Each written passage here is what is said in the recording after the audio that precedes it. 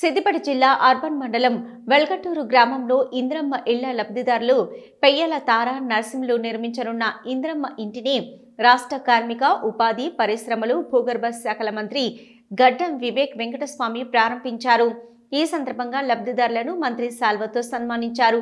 సొంతింటిలో నివసించాలనే గొప్ప ఉద్దేశంతో రాష్ట్ర ప్రభుత్వం నిరుపేదలందరికీ ఇంద్రమ్మ ఇండ్లను మంజూరు చేస్తుందని మంత్రి వివేక్ తెలిపారు.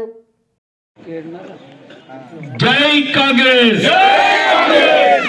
నాంచర్ల గ్రామ ప్రజలందరికీ కూడా పేరు పేరున నమస్కారం.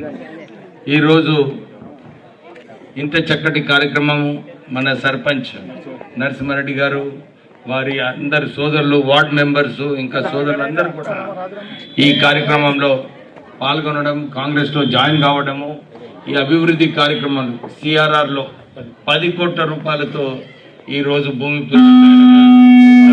స్టోన్ ప్లే చేసి ఇక్కడ ఈ గ్రామకు మంచి అభివృద్ధి చేయాలని చెప్పి ఎప్పుడూ హరికృష్ణ వెనుకబడుతూనే ఉంటాడు.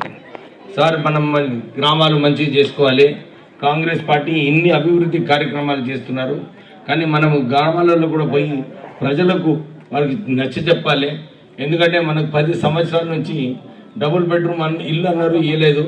మనం ఇందిరమ్మ ఇల్లులు ఇస్తున్నాము అందరికీ కూడా, ఎవరైతే అర్హతలు ఉన్నారో అందరికీ. ఎందుకంటే 17 లక్షల ఇందిరమ్మ ఇల్లులు కట్టాలని రాష్ట్ర ప్రభుత్వం నిర్ణయించుకుంది. కొందరికి రాలేదో వారికి కూడా ఈ సంవత్సరం మళ్ళా 3500 ఇల్లు వస్తాయి. ప్రత్యేకంగా సిద్దిపేట నియోజకవర్గానికి ఇంకొక 500 ఇల్లు కూడా ముఖ్యమంత్రి శాంక్షన్ చేస్తున్నారు. సో మనకు ఇంతకుముందు కాంగ్రెస్ పార్టీ ఏదైతే మనకు ఇందిరమ్మ భూములు ఇచ్చిందో అప్పుడు గరీబీ హటావ్ అని చెప్పి, తర్వాత ఇందిరమ్మ ఇల్లులు 12 సంవత్సరాలు ఇచ్చిండ్రు.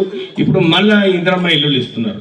అట్లానే రేషన్ కార్డ్స్ 10 సంవత్సరాలు టీఆర్ఎస్ ప్రభుత్వం ఇవ్వలేదు, మనకు రేషన్ కార్డ్స్ ఇచ్చారు. వచ్చే నెల నుంచి మనందరికీ ఎవరైతే 10 సంవత్సరాలు వాళ్ళు పెన్షన్ ఇవ్వలేదో కొత్త పెన్షన్లు కూడా వచ్చే నెల నుంచి అందరికీ పెన్షన్లు కూడా లభిస్తుంది. కొందరు డిసేబిలిటీ పెన్షన్స్ ఉన్నారు, మా విడో పెన్షన్స్, ఇవన్నీ కూడా వచ్చే నెల నుంచి మన అందరికీ కూడా పెన్షన్లు రాష్ట్ర ప్రభుత్వం ఇస్తుంది. ఇంకొకటి, మనము సన్నబియ్యం ఎప్పుడు కూడా ఊహించలేదు, కానీ రాష్ట్ర ప్రభుత్వము అప్పుల పాలన టీఆర్ఎస్ ప్రభుత్వం చేసినప్పటికీ కూడా మనకు 12,000 కోట్లు ఖర్చు పెట్టి మనందరికీ సన్నబియ్యం ఇస్తుంది.